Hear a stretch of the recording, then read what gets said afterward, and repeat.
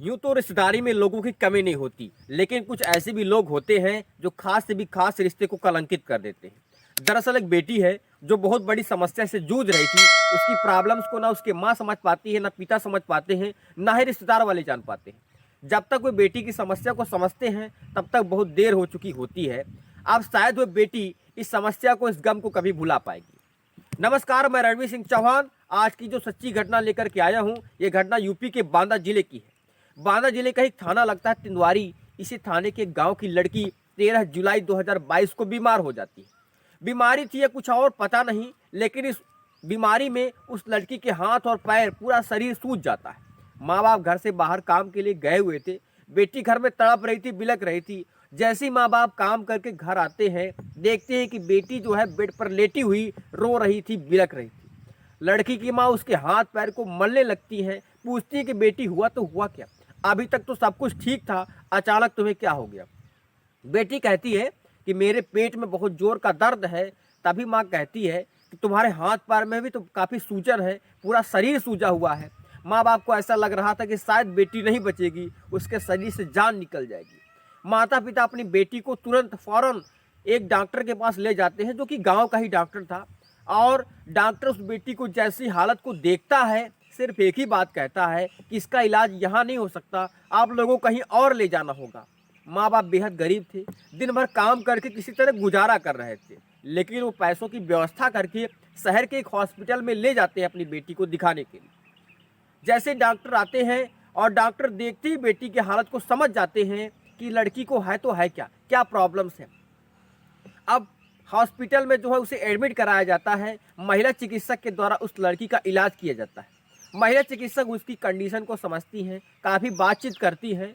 तभी वो माता पिता के पास आती हैं और कहती हैं कि आप लोग सही वक्त पर जो है यहाँ हॉस्पिटल आए हैं, अगर थोड़ी सी भी देर होती तो शायद यह बेटी नहीं बच पाती। इसके पेट में जो बच्चा है शायद वो भी ना बच पाता। लेकिन आप लोगों को परेशान होने की ज़रूरत नहीं है, जच्चा और बच्चा दोनों ही स्वस्थ हैं। जल्दी खुशखबरी मिलने वाली है। लेकिन बात खुशखबरी की नहीं थी। दरअसल बेटी की उम्र 14.5 साल थी और वो माँ बन चुकी थी। एक प्रकार से उसका बच्चा होने वाला था। उसकी शादी भी नहीं हुई थी। माँ बाप जैसी बात सुनते हैं कि लड़की के पेट में बच्चा है, वो समझ नहीं पाते कि हुआ तो हुआ क्या, और कोने में बैठ करके रोने लगते। माँ बाप इस इंतजार में थे कि एक बार उनकी बेटी से बातचीत हो जाए, आखिरकार हमारी बेटी को क्या हुआ है, किसने उसके साथ घिनौना कृत्य किया है। 4-5 घंटे बीत जाने के बाद डॉक्टर रूम से बाहर आती हैं और कहती हैं कि मुबारक हो, आपकी बेटी को प्यारा सा बेटा हुआ है। ऐसी बात सुनते ही माँ बाप खुशी होने की बजाय परेशान हो जाते हैं और रोते हुए डॉक्टर से पूछते हैं कि क्या हम अपनी बेटी से मिल सकते हैं। डॉक्टर कहती है कि आप बिल्कुल अपनी बेटी से मिल सकते हैं। माँ बाप रोते हुए अंदर जाते हैं और बेटी से एक ही बात पूछते हैं कि तुम्हारे पेट में बच्चा कैसे आया, तुमने हमें बताया क्यों नहीं। तभी बेटी कहती है कि माँ, तुम तो दिन भर खेतों में काम करती थी और मैं घर में रहती थी, मुझे नहीं पता है बच्चा कैसे आया। तभी माँ फिर से पूछती है कि सच सच बताओ, ये बच्चा किसका है, हम वैसे भी किसी को मुंह दिखाने के लायक नहीं बचे हैं। माँ बाप तो रो ही रहे थे, बहुत परेशान भी थे। बेटी की भी हालत कुछ वैसी ही थी।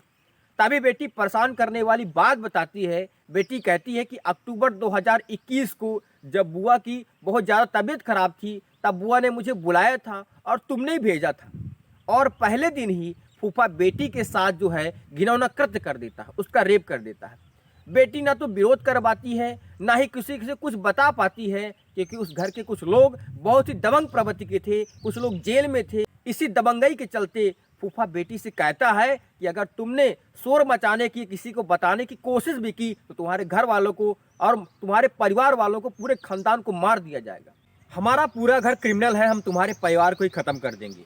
अब 4 दीवारी के अंदर जहां उसकी बुआ ने उस बेटी को बुलाया था, उसका रेप होता था, बलात्कार होता था। शायद ही कोई दिन होता था जिस दिन उसके साथ घिनौना कृत्य ना हो। यह घिनौना काम लगातार 1 महीने तक चलता रहा। उस बेटी की आवाज़ दबी की दबी रह गई। इतनी समस्या से जूझ रही थी, उसका बार बार शोषण हो रहा था, लेकिन बुआ को यह बात पता ही नहीं चल पाती।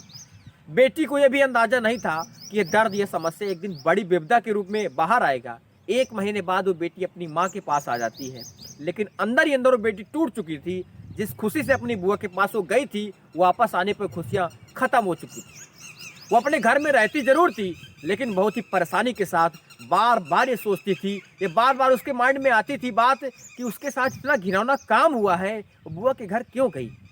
जैसे जैसे समय गुजरता जाता है उसका पेट सामान्य से बढ़ने लगता है, लेकिन वो इस बात का जिक्र अपने माँ बाप से बिल्कुल नहीं कर पाती, क्योंकि उसे धमकी दी गई थी कि अगर ये बात उसने किसी को बताने की कोशिश भी की तो उसके माता पिता को ख़त्म कर दिया जाएगा, घर वालों को ख़त्म कर दिया जाएगा। माँ बाप भी नहीं समझ पाते हैं कि उनकी बेटी कितनी बड़ी समस्या से जूझ रही है, उसे एक सहारे की ज़रूरत है। माँ बाप भी दिन भर घर से बाहर काम करते थे, शाम को थके हुए घर आते थे, बेटी तब तक खा पी करके जो है सो जाती थी। उन्होंने अपनी बेटी को ना दुलारा ना पुचकारा, ना ही कभी पूछने की कोशिश की कि क्या समस्या है, क्या चल रहा है। लेकिन एक समय आता है 13 जुलाई 2022 का, जब बेटी का पेट जो है काफ़ी दर्द से भर जाता है, उसके पेट में काफ़ी ज़ोर से दर्द होने लगता है। वे उसे हॉस्पिटल में एडमिट कराते हैं, तभी उसे एक बेटा पैदा होता है और उन्हें पता चलता है कि उनकी बेटी के साथ घिनौना कृत्य हुआ है। यह घिनौना कृत्य किसी और ने नहीं बल्कि उस बेटी की सगी बुआ के देवर ने किया था, मतलब फूफा ने किया था। तभी माता पिता पास के थाने में मुकदमा दर्ज करवाते हैं। थाने के एसएचओ नरेंद्र प्रताप सिंह संबंधित धारा में मुकदमा दर्ज कर लेते हैं। अब पुलिस टीम गठित की जाती है और बबेरू तहसील के पास ये गांव पड़ता है निभौर, वहां उस आरोपी के पकड़ने के लिए जाते हैं। तभी पता चलता है कि आरोपी छोटू पहले ही वहां से फरार हो चुका है। पुलिस उसे ढूंढने में लगी हुई है, जैसे ही गिरफ्त में आ जाएगा उसे कड़ी से कड़ी सजा दी जाएगी। लेकिन उस बेटी का क्या जिसकी जिंदगी खराब हो गई है। इस घटना को सुनाने का उद्देश्य आपको बिल्कुल भी परेशान करना नहीं है, ना ही आपको भावनाओं को ठेस पहुंचाना है, बल्कि आपको जागरूक करना है ताकि आप सभी अपने बच्चों के पास बैठे उनकी गतिविधियों को, उनकी समस्याओं पर नजर रखें, आपके बच्चों के साथ कभी ऐसी घटनाएं ना हो। अगर माता पिता ने उस लड़की की समस्याओं पर ध्यान दिया होता, उसके पास बैठे होते, उसे दुलारते पुचकारते, उसकी प्रॉब्लम को जानते, तो शायद ही बेटी इतनी बड़ी समस्या का सामना करती। इस घटना में इतना ही। मिलते हैं अगले वीडियो पर। वीडियो पसंद हो तो लाइक करिए, चैनल को सब्सक्राइब करिए, सपोर्ट बना करके रखिए। तब तक के लिए दीजिए इजाजत।